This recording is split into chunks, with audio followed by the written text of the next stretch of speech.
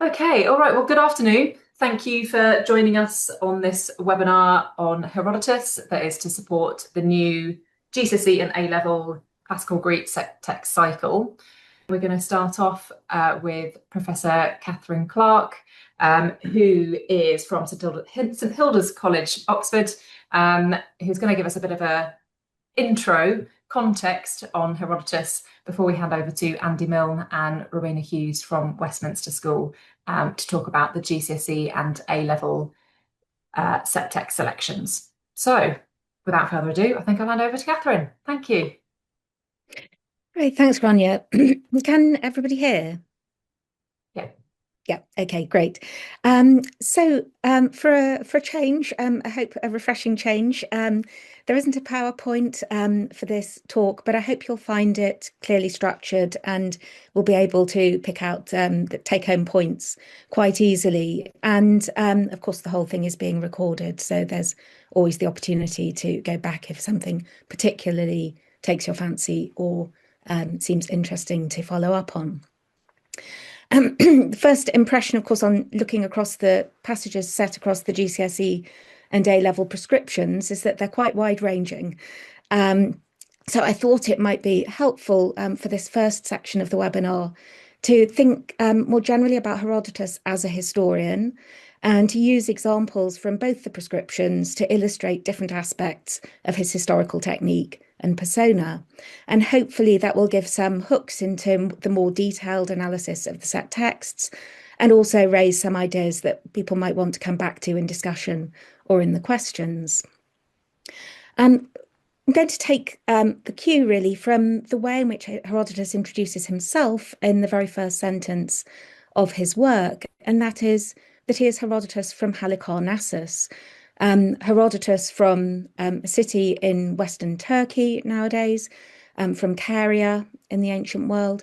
And that provenance and the fact that he comes from there gives us some immediately sort of, I hope, interesting themes to think about in terms of the way in which he goes about his historical work, the breadth of that work, and the way in which he presents different players within that work. And again, this hopefully will chime with both the GCSE and the A-level prescriptions. So I'm going to talk first of all about three themes. First, geographical breadth in the histories. Secondly, the sense of East versus West, or Greeks versus barbarians. And following on from that, the more complicated question of Greek unity versus interstate competition. And finally, in that section, the whole intellectual context in which Herodotus was working, not just predecessors, but also particularly contemporary writers and the scientific methods of the day. So first, geographical breadth, and that is, I think, nicely illustrated in microcosm by one of the GCSE texts, the story of Pactyas and the oracle at Branchidae, or Didyma on the Ionian coast. We might, of course, also think of Arrian's travels. That's a sort of microcosmic way of thinking about the breadth of Herodotus's world, but also the much larger scale, perhaps, in the A-level texts, the narrative of the Persian invasions of Greece and attempts to bring the power of Asia into Europe. Herodotus takes us across a vast landscape in his work. In the early books, he's surveying the different peoples in the sites of the Roman Empire, Persian Empire. You can tell I often teach Roman history, slips out. So the Persian imperial project and how broad that is.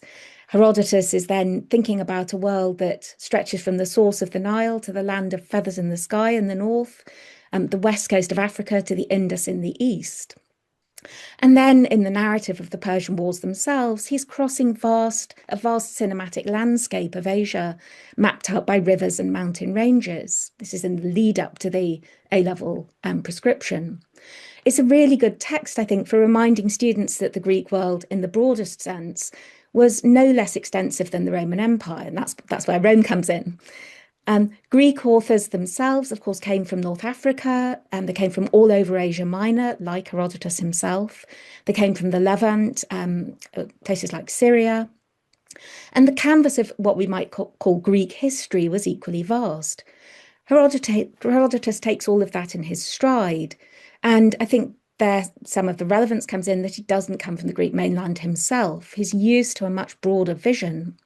He thinks capaciously, he thinks synoptically about the world he's dealing with. And of course, Herodotus was well known for his own travels in search of knowledge, but his text is full of travellers. The Phoenicians early on who simply can't stay still, they're polyplanes. The people who go in search of wisdom, like Solon, people who go in search of new places to live, and of course, people in search of lands to conquer.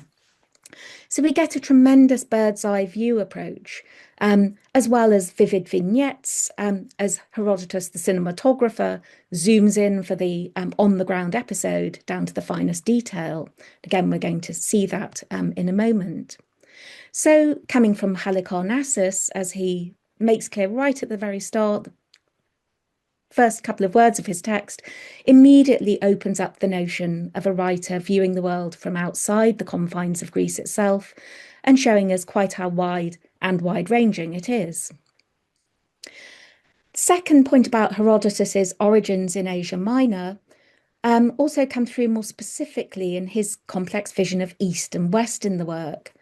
It was trendy for a while to stress cultural relativism here and to point to Herodotus's interest in difference rather than the superiority of either side in that great conflict between East and West that he's writing about. The opening of the work with tales of rape and counter-rape across the Aegean might set the tone for a balanced account, although perhaps we should note that Herodotus doesn't take responsibility for that little bit of background and attributes it to the Phoenicians. He doesn't actually endorse that view. But he's certainly interested in peoples and places in what we might think of as an ethnographic way, and he understands that everyone sees things from their own perspective. He notes that the Persians favour the people close to them, that's their kind of world. Personally, I wouldn't, I think I would argue that Herodotus isn't actually impartial about what goes on in his work, and particularly about the behaviour of the Persians in their assault on Greece. If you look closely at the language of the Persian expeditions, they're full of sort of out of control desire to conquer, desire to take over. He uses the language of eros, of passion, of love, and very strongly the language of possession. So there's a colouring to that which is not just neutral. There certainly are moments in the work of very clear Greek versus Persian dichotomies, polarizations. At Artemisium in the A Level set text, the Greek battle word, we're told, was to give the foreigner no entry into Hellas, and the Persian was to destroy the Greek host and win the strait. The losses at Thermopylae, again in the A Level set text, are manipulated by Xerxes to cheer up his men, but calculated by Herodotus as 20,000 Persians versus 4,000 Greeks. Okay, so a very clear sort of two-sided story here. It's a macabre totting up of the fallen in a mirror image, perhaps, to surveys of the troops that are undertaken earlier in the narrative by Xerxes before he crosses the Hellespont, and another very Homeric theme, which we're going to come back to Homer a little bit later. Homeric catalogues, of course. Herodotus's work then is one which to a degree pits Eastern despotism against Greek resistance and stresses the wrongness of Persian bids to move out of their allotted continent. But the strict idea of Greeks versus Persians is too simple. And again, perhaps the in-between status of Asia Minor, where Herodotus comes from, affects his view of this. It's also interestingly exploited by Themistocles, again in the A Level text, when he inscribes the rocks with warnings to the Ionians en route for Artemisium. Men of Ionia, you do wrong to fight against the land of your fathers and bring slavery upon Hellas. As ever, the Ionians are caught between East and West. Both sides, and they're fighting for the Persians, but both sides are calling on their loyalties.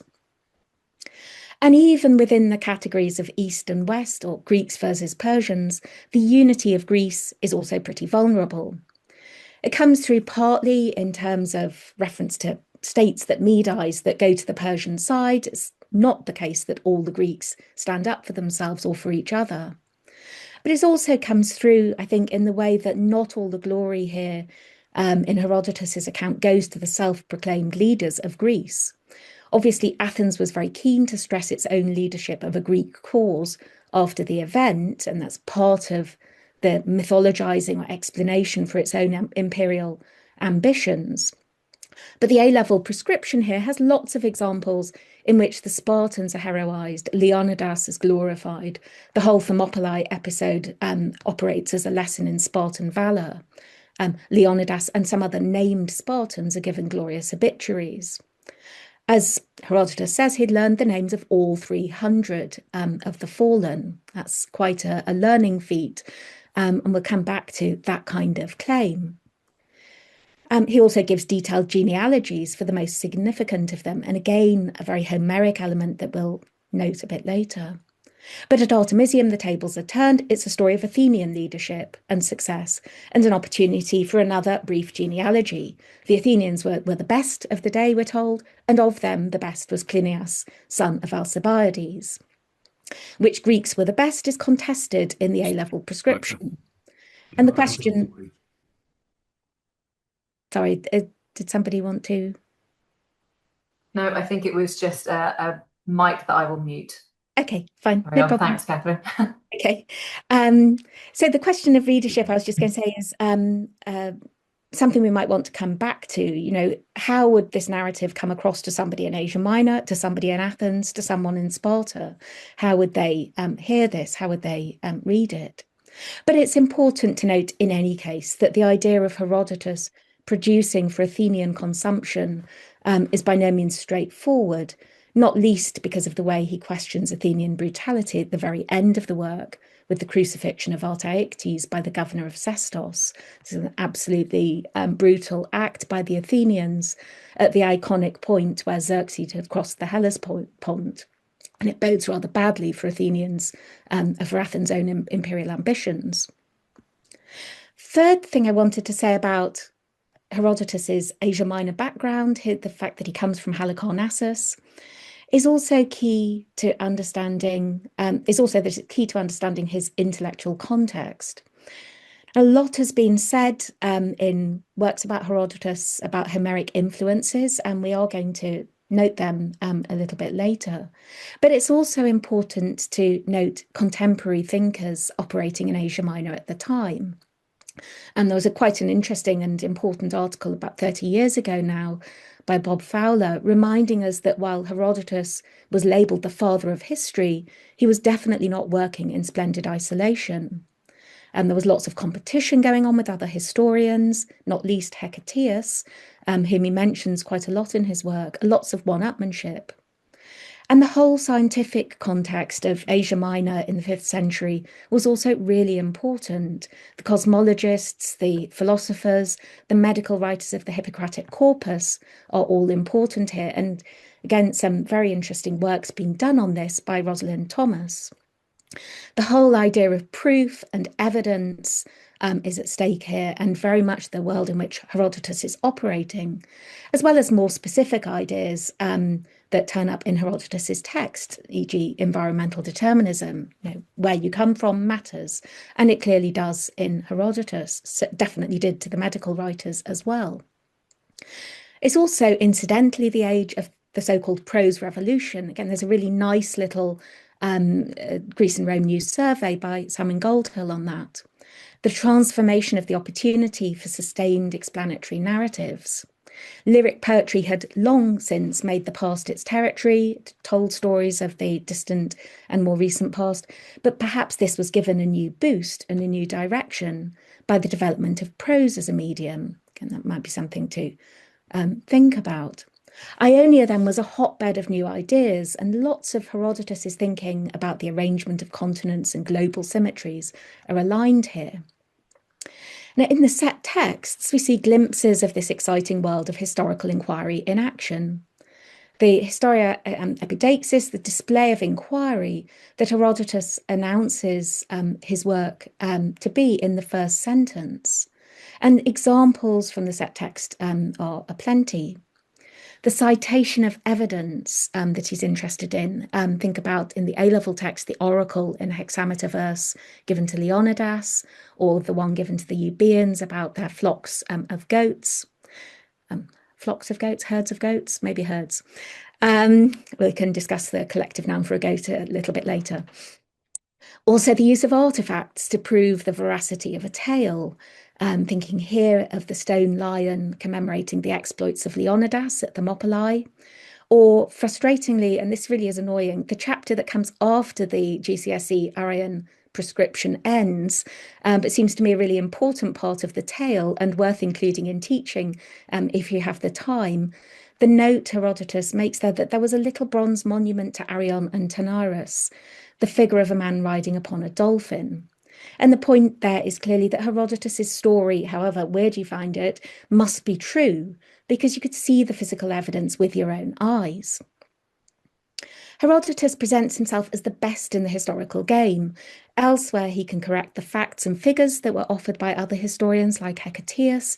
He can give you the details of how to build a pyramid. He can tell you how many radishes you need to feed to the builders. He can apply the necessary skepticism to implausible tales. Scholias of Scione, for example, may have been the best diver of his day.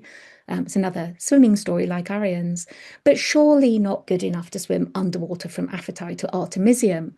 And Herodotus concludes that he must have used a boat.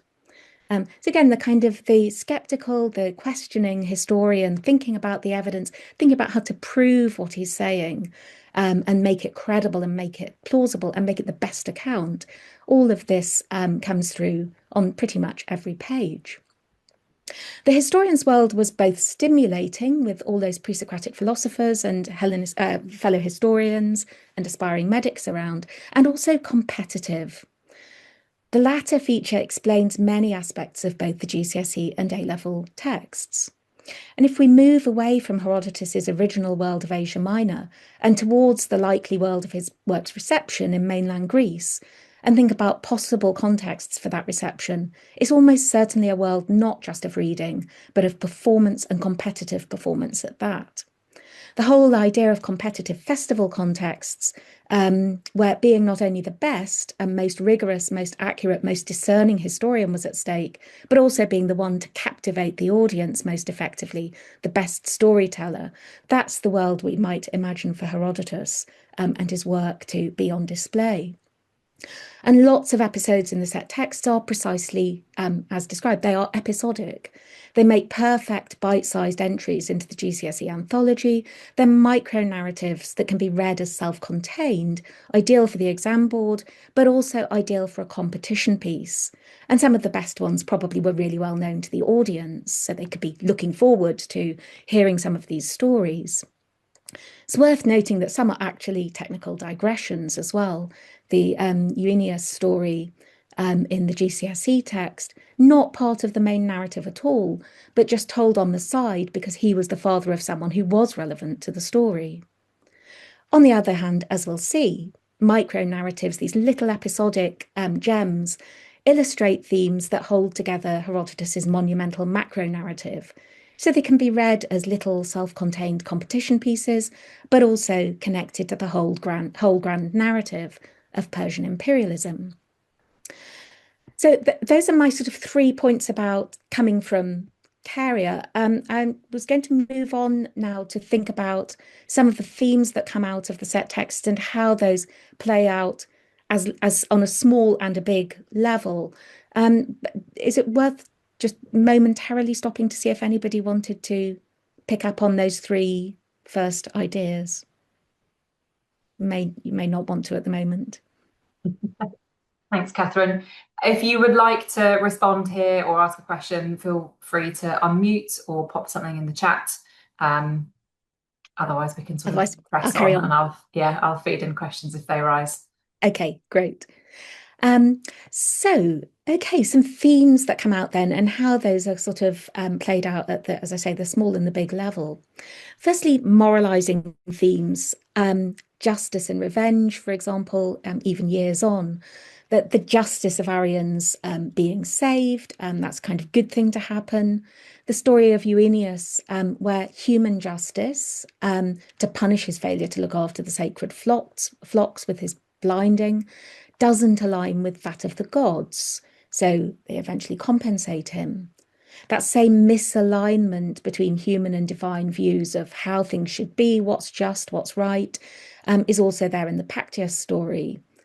He should be handed over to the Persians according to the oracle at Branchidae, but Aristodicus thinks he knows better.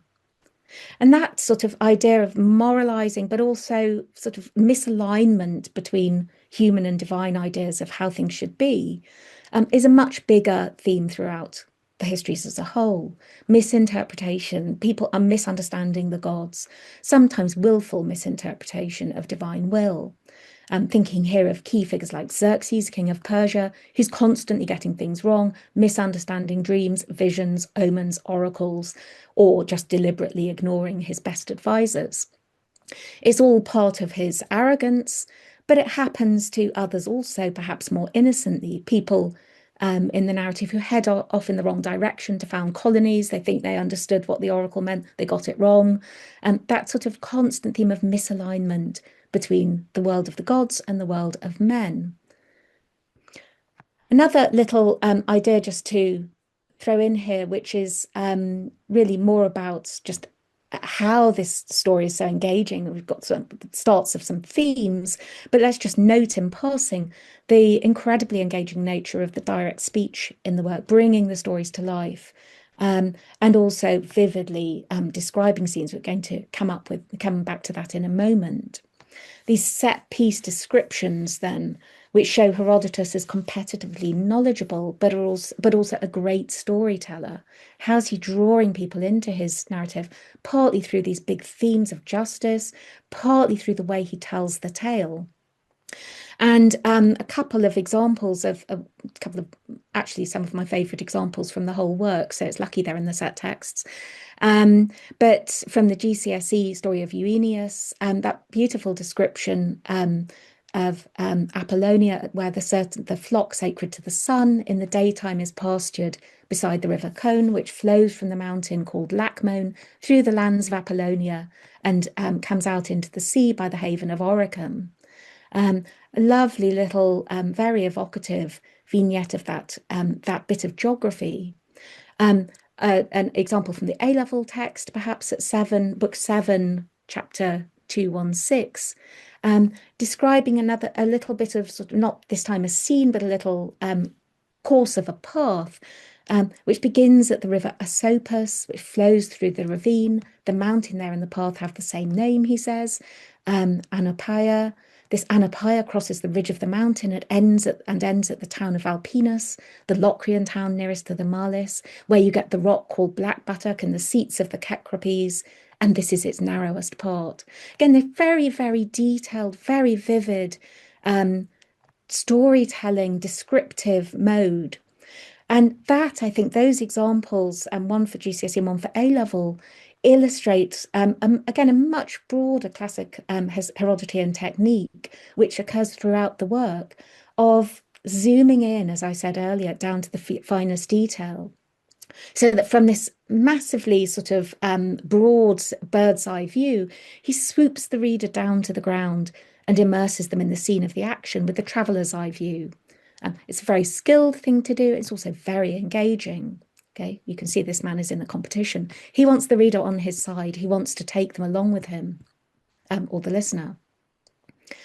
Another appealing theme, I think, another way in which he sort of engages us into this narrative, and I think that students would probably find this engaging as well, is man's relationship with nature. The Aryan adventure, the idea of being rescued by a dolphin, it's a great story in its own right. But it's also part of a much bigger theme of man's relations with nature that run through the work. There's a good example in the set text for the A-level syllabus at the Battle of Artemisium. The Persian fleet sailing around the hollows of Euboea is destroyed by a storm.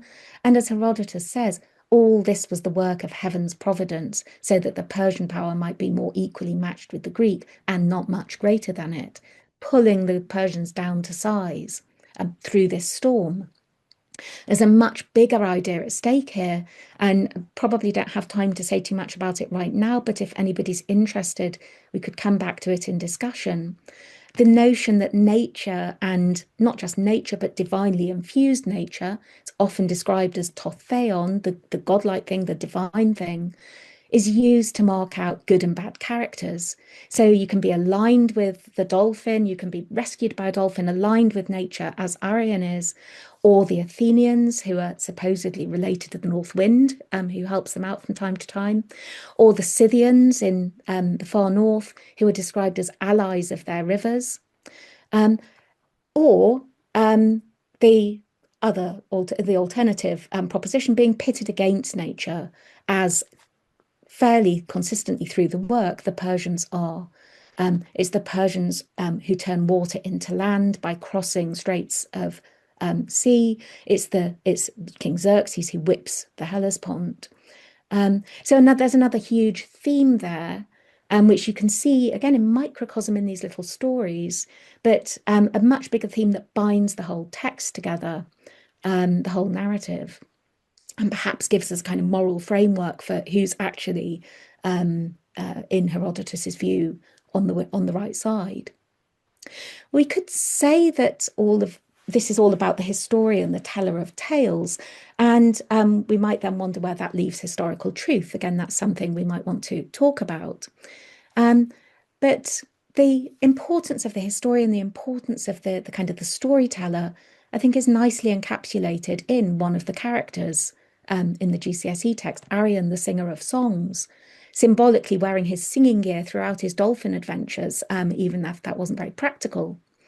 And just as the chapter after the set text, that Arion passage, is important for proving the veracity of the tale through an artifact, so too is the chapter before that set text. And in my view, it should just have been 3 chapters, not the one in the middle. But the one that comes before the set chapter, where Arion is described as the inventor of the dithyramb, particular form of verse. He's professional, he's an expert. He's part of a wider world of traveling musicians and poets and artists for which we have a lot of evidence actually in the Hellenistic period, a bit like medieval minstrels. Is Arion then a little bit like the artist Herodotus himself? Well, last point to take away, I mean, that sort of focus on the figure of the historian and the figure of the historian from Halicarnassus in particular, is clearly how he introduces himself in the first sentence. And we've seen how he puts that historical technique, his skill, his artistry on display throughout the set texts. He betrays his own in-between origins in the breadth and complexity of his perspective, as well as his intellectual backdrop. And has been much observed, Herodotus shifts the focus then in his account of the past from the divine inspiration of the muses, of epic, to the work of the human historian himself.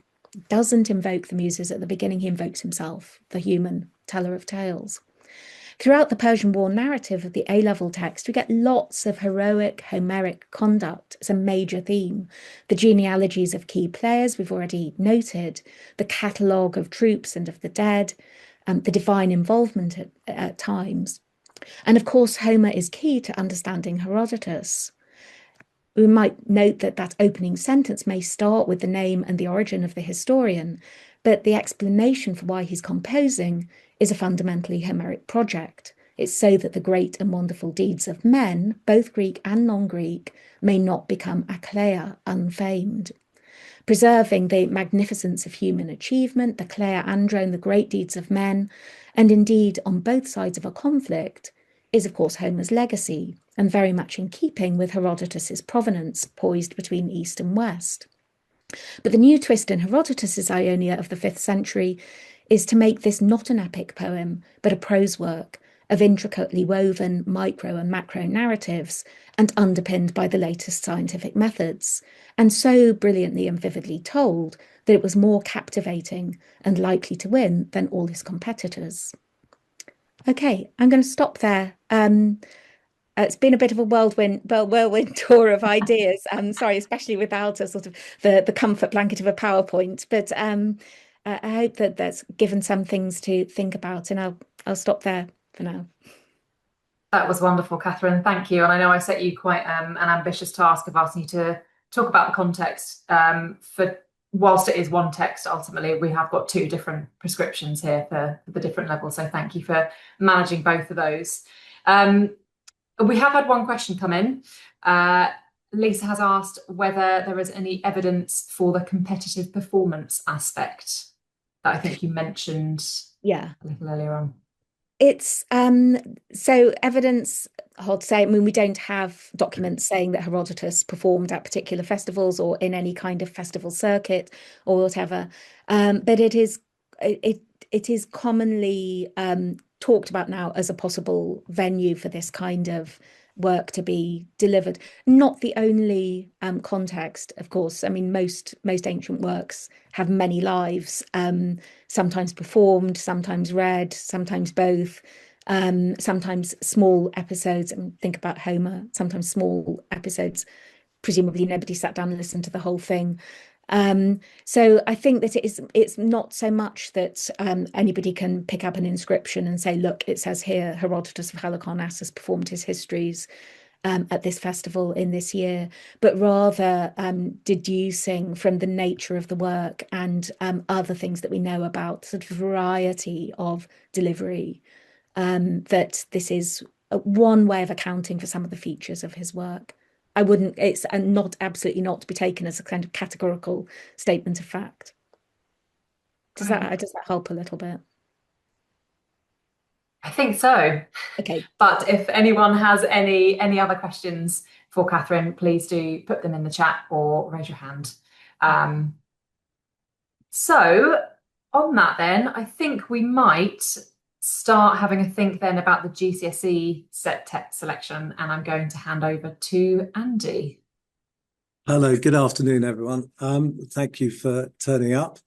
And thank you very much, Catherine. That was just so interesting, wonderful tour through Herodotus, and wonderful that you managed to tie such a wide range of things to these little stories that concern us at GCSE. And I'm going to be a bit pragmatic first, if I may, because I know that there were quite a lot of questions about, that were submitted about style and Herodotean style at a sort of microcosmic level, the sort of level that candidates at GCSE are going to be asked about. And I thought that the first thing I'd sort of draw your attention to, and I'm sure you know already, so do forgive me, I don't know what you know, what you don't know about GCSE, how much experience you have, etc. But it's worth noting that OCR have put up a new range of assessment material. And one of them is this one here, which is on the screen here, which is a mock paper on Herodotus, and then a mock mark scheme. And given that there is an anxiety clearly about talking about style in GCSE context, I thought I'd start us off by just reminding ourselves that those boring grids that we're all very familiar with have now had a little bit of light shone on them in this particular assessment material, which makes it quite clear, as you can see from the highlighted bits on the right there in the right-hand column, that for an 8-mark question, the examiners are looking for 4 or more strong points, ideally to get maximum amount of marks. Certainly we ask our candidates to try to fit in 5 if they can, so there's 4 plus 1. But the important thing, I'm sure again you all know, is that if you're going to get full marks of those 4 or more strong points, 2 or more have got to be style points as opposed to content points. And if you only have one style point, you can only score a maximum of 6.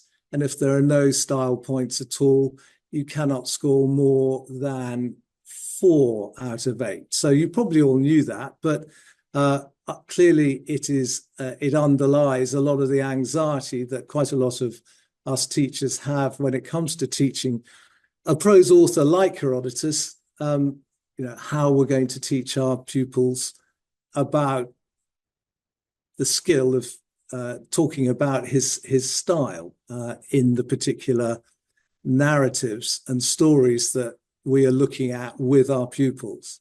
So that was the first thing I wanted to share with you. Secondly, again, forgive me if you already know, the Bloomsbury text, and as you know, I produced the one with Chris Bernand for the text for 2027 to 2028, that these come alongside, so I'm just going to share this as well, if I may. These come alongside the Bloomsbury set of Bloomsbury online resources. So what we've done is we've produced, obviously, the textbook. You can see down on the right, which is designed to help you and your pupils translate the prescription. But we've also added online here on the Bloomsbury website a set of other pieces of information which may be of interest to you. And particularly when it comes to talking about style, that there is a stylistic commentary in which Chris and I go through each line of the various texts, giving some background and some stylistic help if you needed it, to ways of looking at these texts. So please do make use of that material. That's what it's there for. But I suppose the first thing I want to say about Herodotus in the light of the GCSE set text is that we just got to remember, as Katherine made so clear, that he is a storyteller. And I absolutely loved the comparison with a cinematographer. It's not just the zooming, the micro, macro, but anyone who is telling a story in words, just like a cinematographer in images, has to choose what they're going to focus on from within the story that they are telling. They also have to choose in what order they're going to present the elements of the story. So what you're focusing on, the order in which you're focusing on those elements are absolutely critical. And that can go all the way down to the individual sentence level. It doesn't have to operate only at the broad scale of your story and how you're going to tell the whole thing, but each sentence, you've got to recognize, particularly if they were performed orally, that as the narrator, as the storyteller, as the speaker, you are revealing information in a particular sequence. And that sequence is reflected in what you say during the course of a sentence. So one of the things that I want to look at in a minute is how we can make advantage of that in GCSE terms, if you like.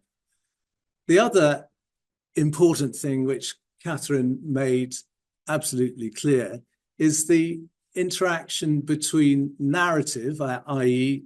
filling in the background, setting a story up, moving the narrative through the different stages that you wish to move it through. The interaction, therefore, between narrative on the one hand and speech on the other. This is, as we heard, inherited from Homer, but what it enables Herodotus to do, of course, just as it did Homer, is to reveal the nature of the individuals, perhaps their character, if that's not too grand or a complex thing to be talking about, that certainly their motivation and the way they deliberate about the events that are overwhelming them. So that interaction of narrative and speech is another thing that we, teaching GCSE texts, I'm sure need to ensure that our pupils are getting on top of and recognize that these are ways that Herodotus is shaping his narrative, his story, in the way that he wants to do it.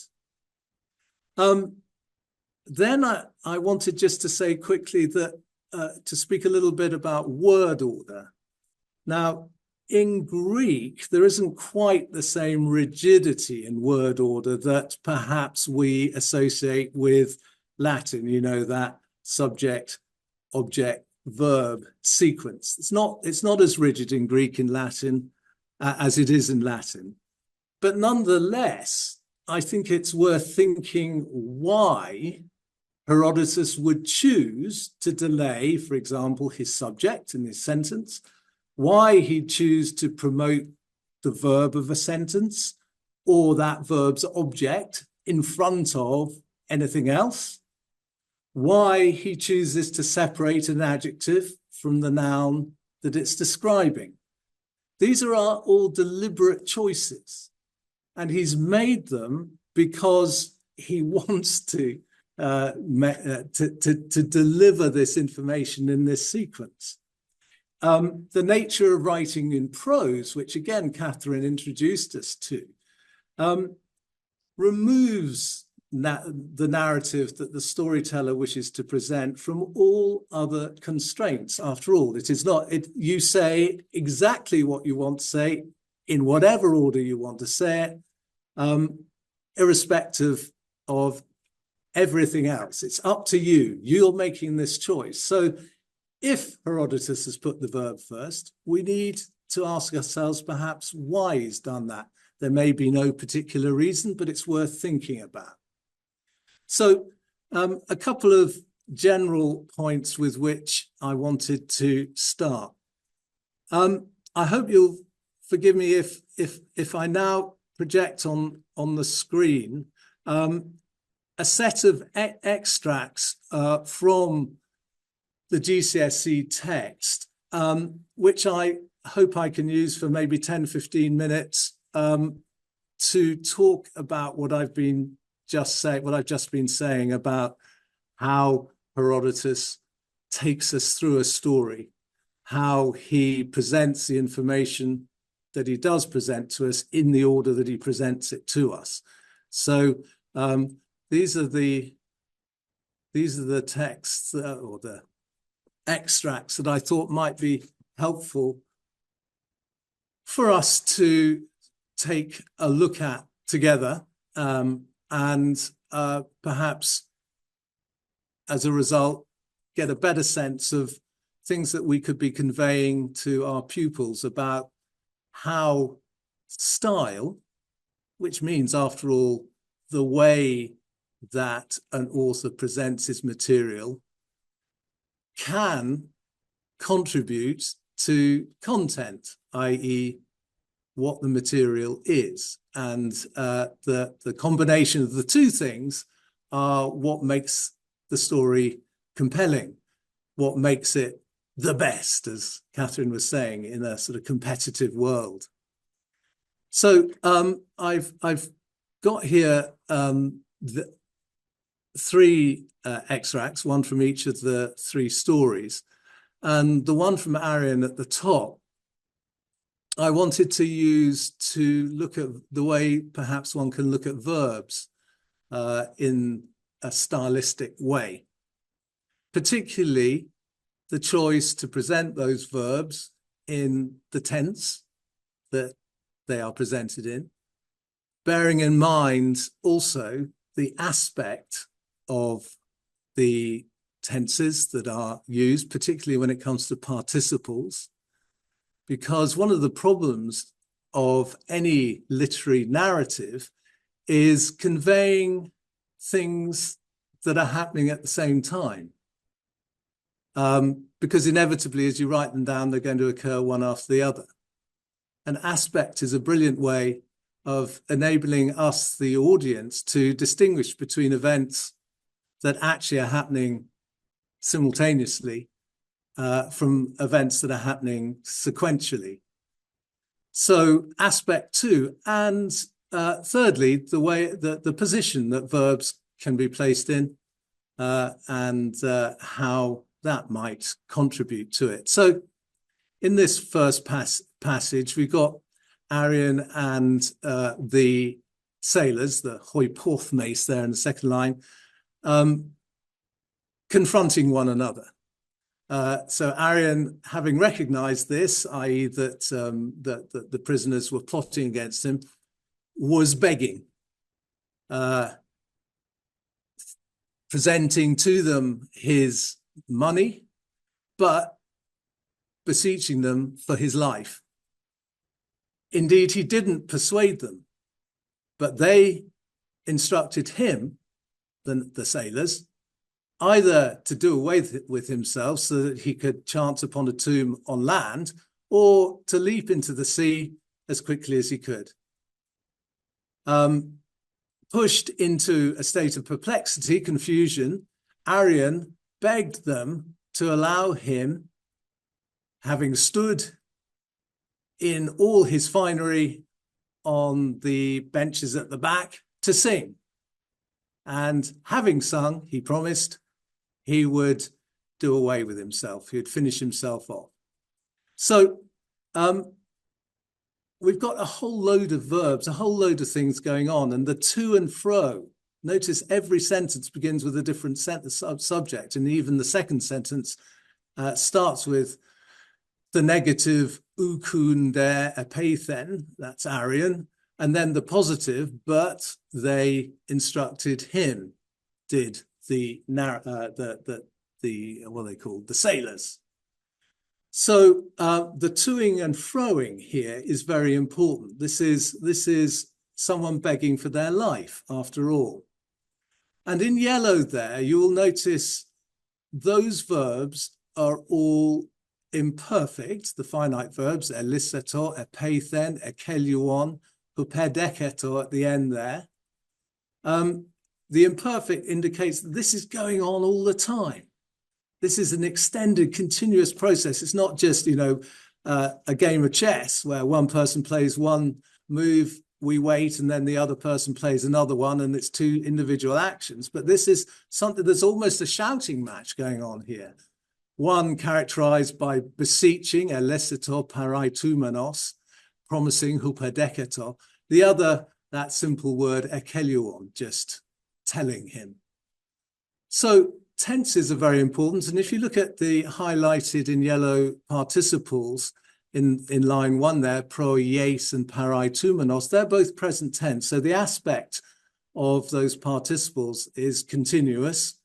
He's presenting to them his money on the one hand, but on the other hand, he's begging for his life. So that nice contrast between the concrete, the practical, the money, kremata, men, and the abstract psuche de is at the heart of it. He doesn't care about his money, he cares about his life. Of course he does. So that is what's going on with those tenses and is worthy of note. In green, notice, after ten takisten in line 3, Herodotus changes from that continuous ongoing presentation, present participles, imperfect main verbs, to the aorist, apelerthes, aorist participle, parer tersator, weak aorist middle, stanta, aorist participle, arsai, aorist infinitive, arsas, aorist participle. These are a sequence of events that are happening one after the other rather than running, and it stands in contrast. So he's he's pushed into a corner, asaporian. He begged. And then we get what he begged in aorist form 2. Number 1, I'm going to stand in all my finery on the back seats. It's a sort of impromptu stage that he makes for himself. This is the consummate artist. He's going to go out with a performance. And that performance is focused on singing. So we got Arsai, and then right next to it, beginning the next sentence, we got Arsas. Once I've sung, he says, I'll jump off. So it's really important that with the final suggestion that Arion makes, we understand that he's saying, I will do this, and then this, and it will all be over. So in that particular passage, you can see that if you look at verbs and notice where they're positioned, we've got, particularly when it comes to what he proposes, those the aorist apeilethes positioned first in the sentence, pareithesato, positioned first word in the rest of the sentence after the participle phrase. And then we've got those 2 words referring to singing right next to each other, one at the end of one sentence, another at the beginning of the next, to show that this is the last, as it were, hand of that he can play.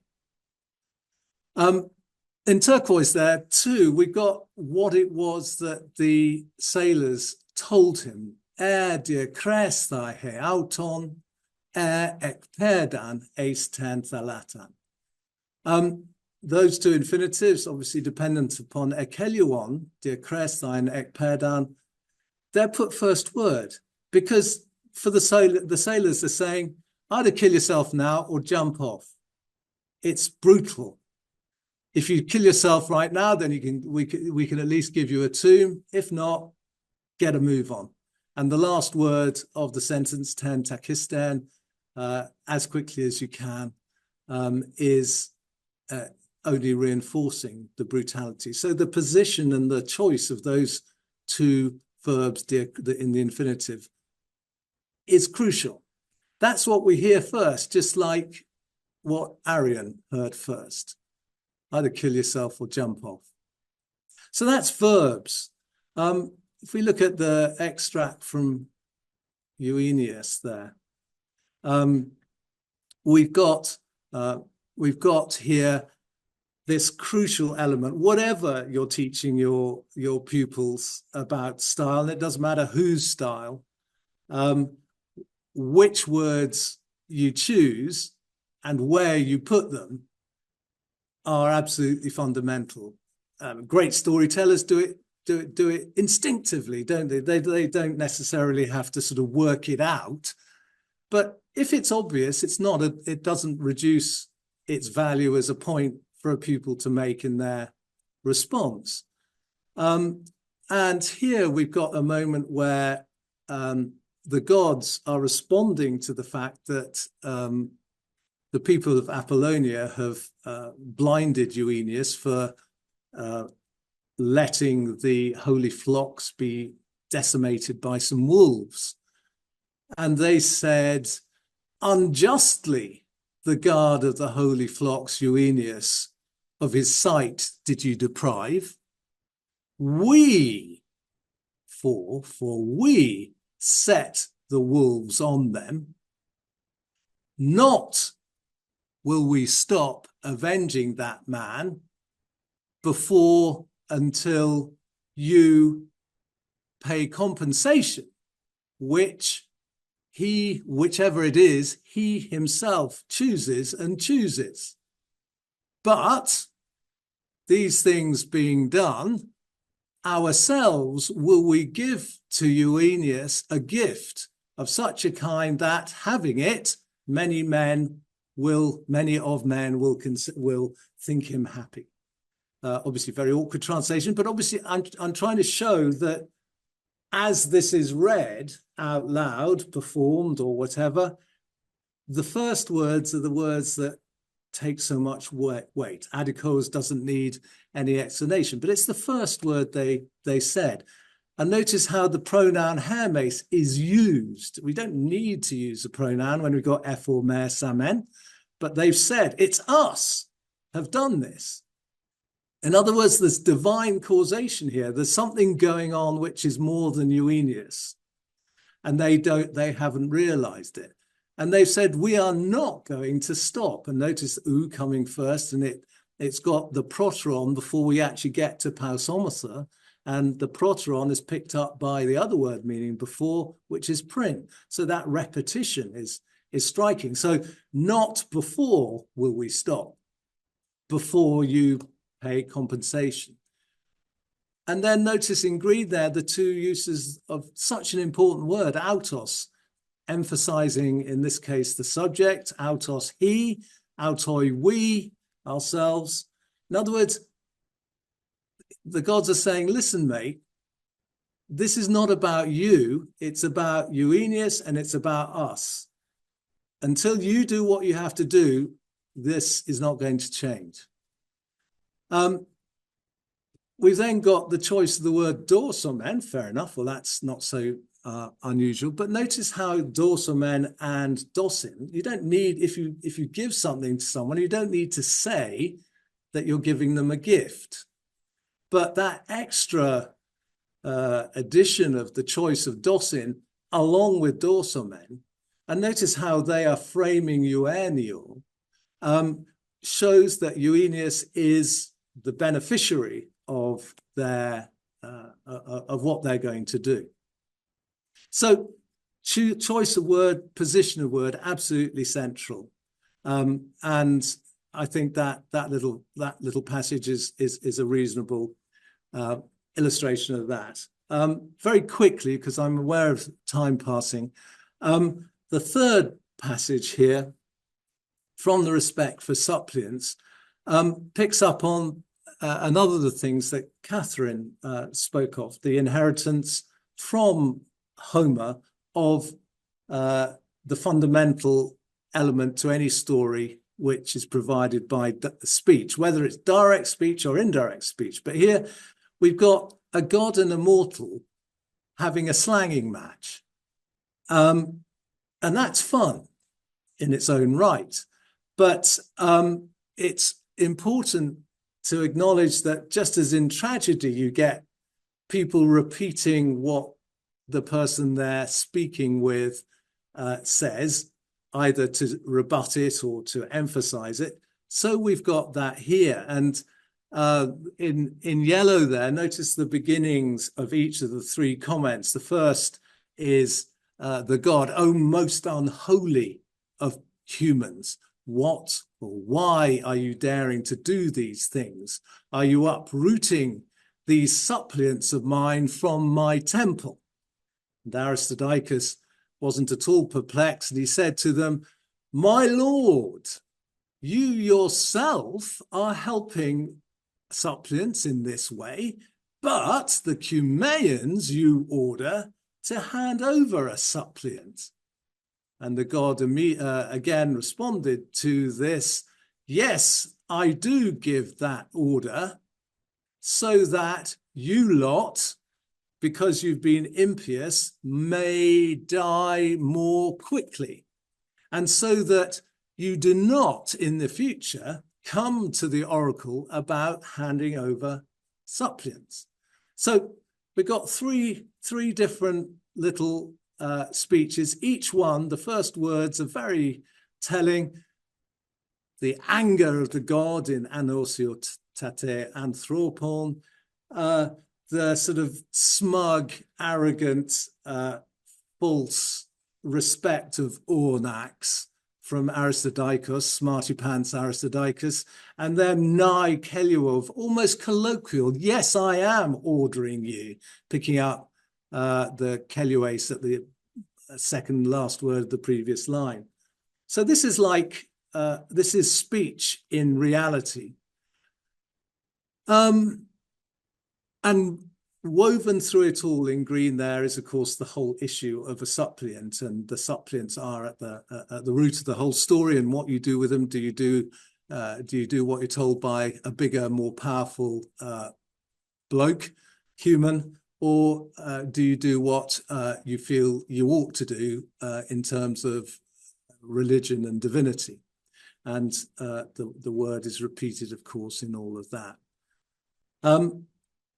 So just to round up, it seems to me that one of the things that we can get our pupils to do really quite straight away as we're reading with them, as we're taking them through the translation, is to remind them again and again that the audience are not reading a passage like we are and trying to find the subject, trying to find the verb, then go and so on and so forth. But they're hearing information being released in a very specific sequence, and that they need to be sensitive to tense, to aspect. They need to be sensitive to which words the narrator has chosen and where he's chosen to put them, and particularly not to be frightened to state the obvious. If speech is being used, say that, but also look at how speech is being used. So I'm going to shut up at this point, and if there's anything anyone wants to ask, please do. That was brilliant. Thank you, Andy. That was really, really helpful. Does anybody have any questions about the GCSE set text selection?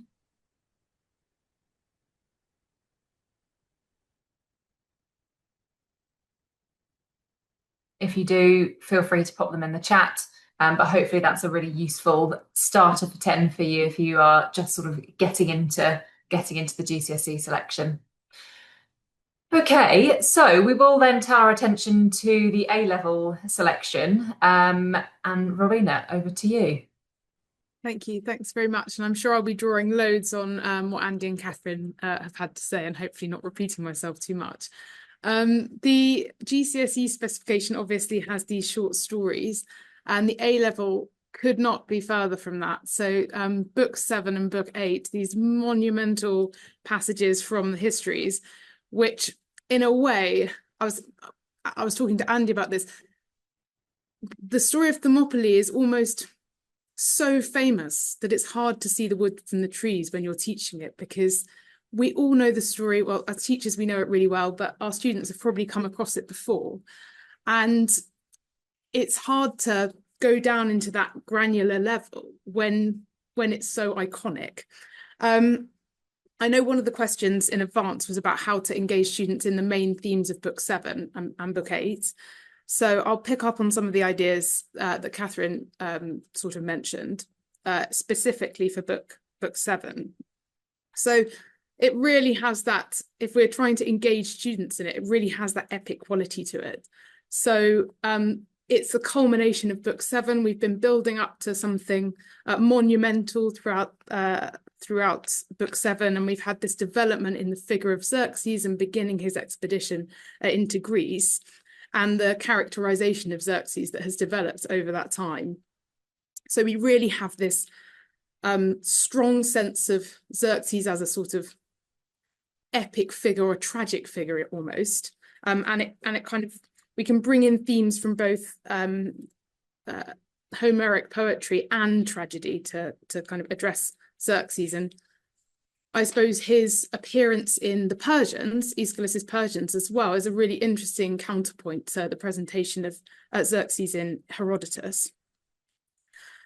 So I wanted to pick up, I'd never really heard it articulated in this way, but what Katherine was saying about the idea that it is not a neutral battle. So we always see Herodotus as this writer who's very friendly to different cultures, and who's shows a sort of, in some sense, impartial interest in ethnography and other peoples. But the presentation of Thermopylae is completely different. He really imbues it with this quality where it's like you're watching a football match and you definitely know who we're supporting, right? And even if the Greeks lose, we really enjoy watching it and we're behind them, right? That's the real sense in the presentation of Thermopylae. And we get that pleasure in the Greeks performing really well, and showing, or the Spartans in particular, and showing this amazing courage in the face of a much deadlier force in many ways. And there is an assumption in the text that we are supporting the Greek side, I think. I don't think Herodotus is composing this work with an audience who might be Persian sympathizers in mind. And we get these interesting characters in the text. And again, Herodotus imbues them with this heroic quality. So Leonidas, obviously, we have this sense of doom and a foregone conclusion that's very familiar from the Iliad in the narrative of Thermopylae. So we're told that Leonidas chooses to send other Greeks away because he wants the glory for the Spartans. You know, there's a sense of kleos running throughout, and that he's chosen to embrace this fate. And it's really interesting that Herodotus tells us that there is this prophecy that Sparta that Sparta will thrive if a king from the line of Heracles dies, and we're told that Leonidas associates that with himself, right? Otherwise, they're going to be attacked, and that recalls sort of Iliad 9 and the dual fates of Achilles in a way. So that idea of choosing a fate that is that's dooming yourself for the benefits of others, or for the benefit of kleos. We also get that idea of memorializing that we get in the Iliad as well. So all of these ideas, I think, are ways to engage the students into the work, because that heroic epic quality, I think, is automatically interesting, particularly if they've studied the Iliad or the Odyssey at GCSE, and again are studying it at A Level as a counterpoint. In book 8, it's quite a different story, but there is certainly kernels of the Peloponnesian War running through the depiction of the Athenians and the Spartans at the Battle of Artemisium, and the internal tensions that are starting to arise amongst the Greeks. And Herodotus says, the evil of internal strife or civil war is worse than united peace in the same proportion as war itself is worse than peace. So in book 8, he's saying, well, actually, the Persian wars were a glorious time compared to the future strife that the Greek world is about to see, or the Greek world will see in the future, right? So, and the presentation of the Athenians certainly have kernels of Athenian behavior, maybe later in the 5th century. So, so the bribery of Themistocles, for example, and then he tricks lots of other. In fact, the behavior of Themistocles in general is indicative of sort of the cunning of the Athenians and how they like to do other people over, perhaps.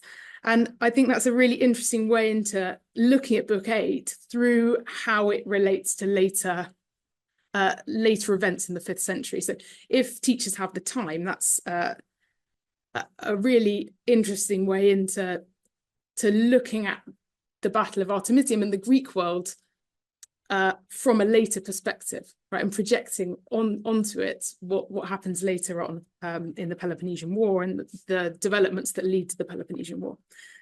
And finally, I suppose we'll talk about style as well in 7 and 8, but thinking about and picking up on Andy's point about focalization, right, that Herodotus has made choices about how he presents the events.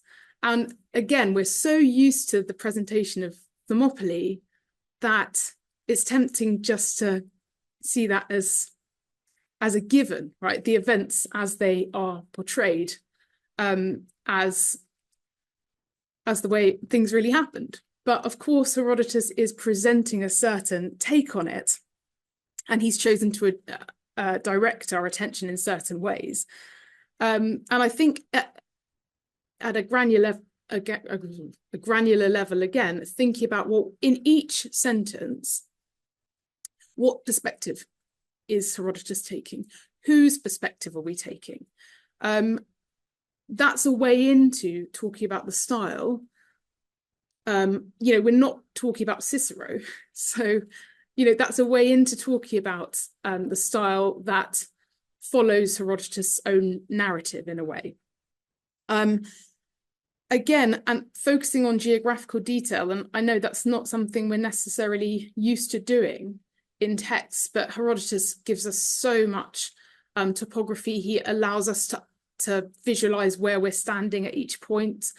He gives us loads of evocative details, and that's really important to the text. So it is worth dwelling on that as well. So I thought I'd just quickly talk about 15 markers, because I know that teaching kind of style in the context of A level is difficult for everyone.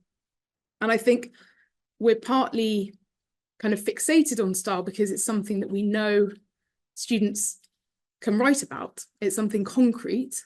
And if a student makes a point about the style of the text, it's something to kind of cling on to. And I think we're all worried that if we move away from that and talk about the narrative, that these kind of nebulous points will start creeping in. And I know that I worry about that. But nonetheless, the 15 marker question, the commentary does not all have to be about style. And we can be talking about other features of the narrative. So I'll just share. Yeah.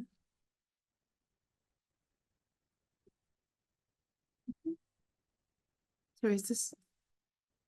Hopefully people can see this PowerPoint. Just wanted to address very briefly, and again, this is repeating a lot of what Andy said, but stylistic features for 15 markers.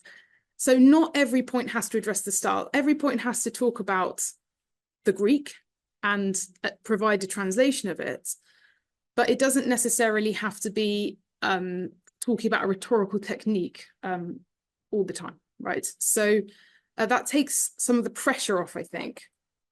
It's focusing instead on what Herodotus is communicating in a particular passage. So again, Andy's covered this, but position of words, choice of words and specific vocabulary, use of particles. This is something I often neglect, but actually, because particles aren't a thing in English, but they are so important in the Greek. And I think it's really worth getting students to engage with what the particle is actually expressing and how it's emphasizing a certain idea. And I think that's something that I'm trying to do more and more. So thinking about particles, and then repetition and repeated use of vocabulary. So I have a 15 marker here from the very end of the Group 1 text, so that the AS text, which is part of the A level as well. So it's the passage with Dionysus. So this famous anecdote about the arrows blocking out the sun that I'm sure everyone's heard of. And this is when the fight is getting really desperate. And so a question I would put forward is, how does this passage emphasize the bravery of the Greek forces in the face of the Persian onslaught? So very much, how is Herodotus communicating how good the Greek forces are? And from a Greek perspective, I suppose, we're again willing the Greeks to do well. And usually what I advise students to do, you can go through the text chronologically, but I advise them, I think we all advise them to give a resume of the passage as an introduction, just situating us in, well, what actually happens in this passage. And then having 3 main strands of thought. So 3 main themes that stand out, or 3 ways to group. And obviously that's quite formulaic, and there are other ways of doing it, and that's not going to work every time, but it's quite a good way to think about the text. So here I have some points that I've grouped together. So in green, are points linked to the severity of the onslaught and the Persian superiority in number and resources. Again, it's slightly nebulous which points fit in precisely where, but there's the general structure. In red, Herodotus' assertion of Greek bravery, so telling us they're brave, that's an important feature. And then finally, Dionysius' kind of sang-froid and ironic humour in the face of the threat. So how does he communicate that through the style of the text? So the severity of the onslaught, right? The fact that the Greeks are warding them off with their hands and their teeth, right? Or their mouths, literally, with the polysyndeton there. If you have to get a rhetorical technique in, then why not? Expressing the kind of furious violence of the battle and how bad it's got. The fact that I think actually Aner Aristos should be in the red category. And then we have the some of the colours are slightly mixed up here. The idea that the barbarians are burying them, right? That they are heaping, right? That metaphorical language, they're heaping arrows on the Greeks. And then the contrast between some are coming from one side, some are coming from around, right? That idea of being overwhelmed and the contrast with the mender there. And pantothen, right? Just the word choice. From all sides, the Greeks don't stand a chance. The idea that the Persians are hiding, right? That they're hiding the sun away, right? The use of the compound verb there, that they are removing the sun. And then, yeah, and so, sorry, some of the colours have got mixed up, but that idea that the onslaught is impossible to withstand. Then the assertion of Greek bravery. So Herodotus just tells us that they're brave, right? He is an Aner Aristos, right? He's a very, very fine man. He's a very courageous man, Dionysius. And clearly this anecdote is telling us something about the Spartan sense of humour. And then also in these ways and others, right? And I like that reference to toiutotropa, right? Just vague ways, right? We don't get a specific sense of other examples of Spartan kind of wit, but there are lots more, rest assured. And so that vagueness kind of gives a sense of how many there are, and also that idea of memorializing. So what Herodotus is doing, even through this anecdote, is an act of memorial, and everyone knows it. Finally, the response, right? His ironic humor. Everything, it's all good. Pantas Agatha. Everything is all fine. Doesn't matter, right? He is saying that's brave, obviously, because things are definitely not all fine if you like living. And then he's not at all disturbed. Ek plangenta. He considers it a frippery en alogie, right? And then that contrast between skie, uk, and helioi. So the contrast between the shadow and the day, and the benefit of that. So that's just one example of how the passage might be described. I think in books 7 and 8, there are long passages of narrative, and that's why it can be quite difficult to think about how we might address the style and 15 markers. But nonetheless, we can find a way into the narrative that isn't kind of driven by Herodotus' rhetoric necessarily. There isn't much direct speech in either of the A Level prescriptions, which is a shame, because obviously that tends to be a bit easier to kind of write about and think about persuasion and things like that. But nonetheless, there are certainly ways into the narrative that enable us to identify style and to discuss how Herodotus is presenting a certain perspective or narrative. Yeah, so I think that's everything I have to say about books 7 and 8, really. If anyone has any questions, please ask. Thanks, Rowena. That was really helpful to just seeing your structure there on how, as you say, you can get into those big long passages is great. Does anyone have any questions for Rowena or for Andy or for Katherine before we close this afternoon?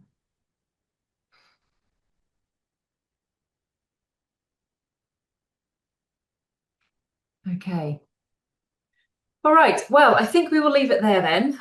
It leaves me just to say an enormous thank you to Katherine, to Andy and to Rowena for joining us this afternoon and leading us through 3 wonderful presentations. I hope they are helpful to you as you get started on your prep if you haven't started your prep, or your teaching if you are just getting into it, of these set text selections. The recordings will be up on the 2 websites, the CA and the Bloomsbury websites, over the next few weeks, but I will send out an email to you once they're ready to go. Thank you very much.